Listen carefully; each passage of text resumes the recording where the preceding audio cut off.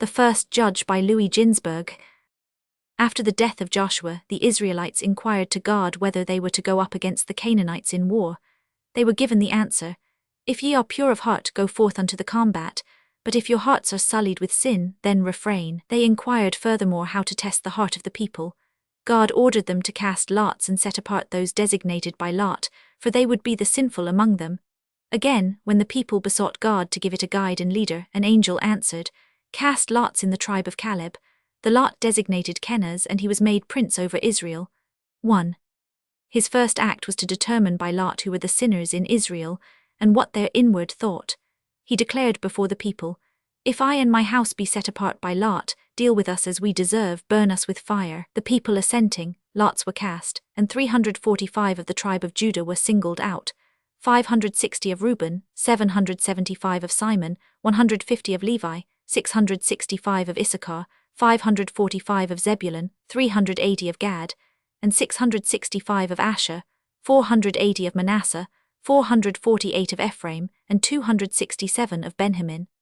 One of the sinful, a man by the name of Elah, 5 said in reply thereto, "If thou desirest to bring forth the truth, address thyself to each of the tribes separately." 6. Kenaz began with his own, the tribe of Judah. The wicked of Judah confessed to the sin of worshipping the golden calf, like unto their forefathers in the desert. The Reubenites had burnt sacrifices to idols. The Levites said, "We desired to prove whether the tabernacle is holy." Those of the tribe of Issachar replied, "We consulted idols to know what will become of us." 7. The sinners of Zebulun, "We desired to eat the flesh of our sons and daughters to know whether the Lord loves them." The Danites admitted they had taught their children out of the books of the Amorites, which they had hidden then under Mount Abarim. 8. Where Kenaz actually found them. The Naphtalites confessed to the same transgression, only they had concealed the books in the tent of Elah, and there they were found by Kenaz.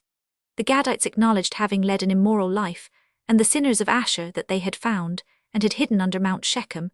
The 7 golden idols called by the Amorites the holy nymphs, the same 7 idols which had been made in a miraculous way after the deluge by the 7 sinners, Canaan, Put, Shelah, Nimrod, Elath, Deel, and Shua. 9. They were of precious stones from Havilah which radiated light, making night bright as day. Besides, they possessed a rare virtue. If a blind Amorite kissed one of the idols, and at the same time touched its eyes, his sight was restored. 10. After the sinners of Asher, those of Manasseh made their confession they had desecrated the Sabbath. The Ephraimites owned to having sacrificed their children to Moloch. Finally, the Benjamites said, "We desired to prove whether the law emanated from God or from Moses." At the command of God, these sinners and all their possessions were burnt with fire at the brook of Pishon. Only the Amorite books and the idols of precious stones remained unscathed. Neither fire nor water could do them harm. Kenaz decided to consecrate the idols to God, but a revelation came to him, saying, "If God were to accept what has been declared anathema, why should not man?" He was assured that God would destroy the things over which human hands had no power. Kenaz, acting under divine instruction, bore them to the summit of a mountain, where an altar was erected.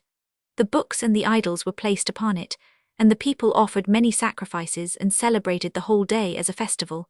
During the night following, Kenaz saw dew rise from the ice in paradise and descend upon the books. The letters of their writing were obliterated by it, and then an angel came and annihilated what was left.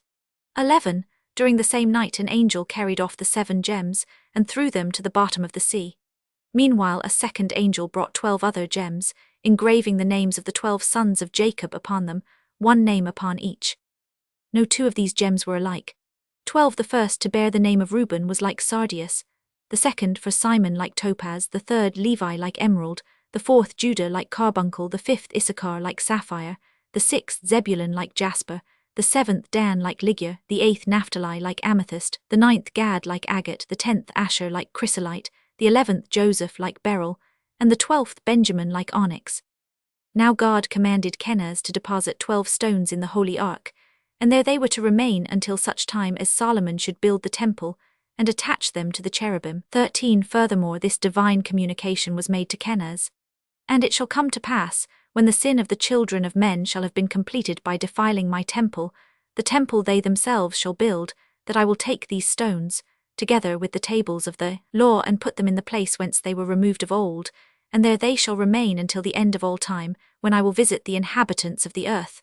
Then I will take them up, and they shall be an everlasting light to those who love me and keep my commandments." 14. When Kenaz bore the stones to the sanctuary, they illumined the earth like unto the sun at midday.